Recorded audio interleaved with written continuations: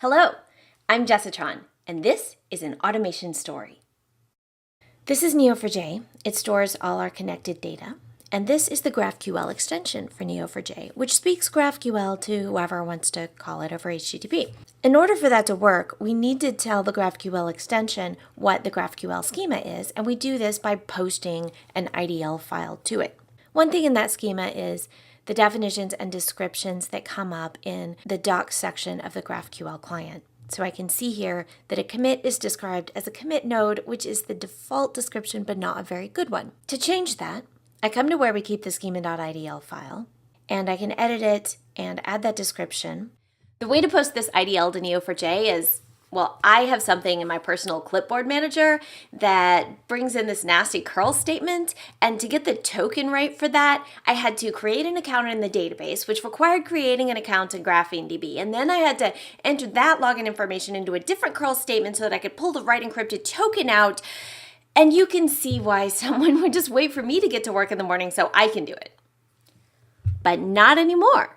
Because now I've set up some automations. So when I commit and push this change to the schema on a branch, then I can come over to Slack and I can look in the Neo4j channel and I see here's my push notification.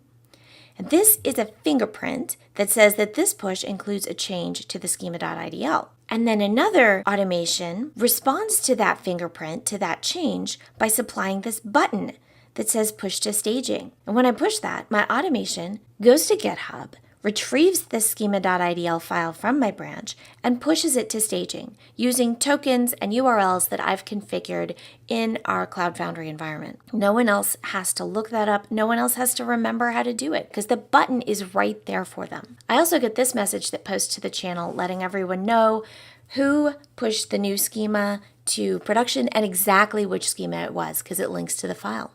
Then I can merge this pull request to the master branch. Now the push notification to master notices that the schema changed and gives me a button to push to the production Neo. Something that I know how to do is now easy for me and for everybody. We have much more incentive to update the schema. I can go back and change these descriptions all day because it's no longer difficult to release. I made this automation using Atomist. You can too. Check us out at atomist.com to find out more. If you'd like to hear exactly how I made this particular automation so that you can make something analogous that your team needs, then like this video or the related blog post and I can make more. I'm Jessitron, and this has been an automation story.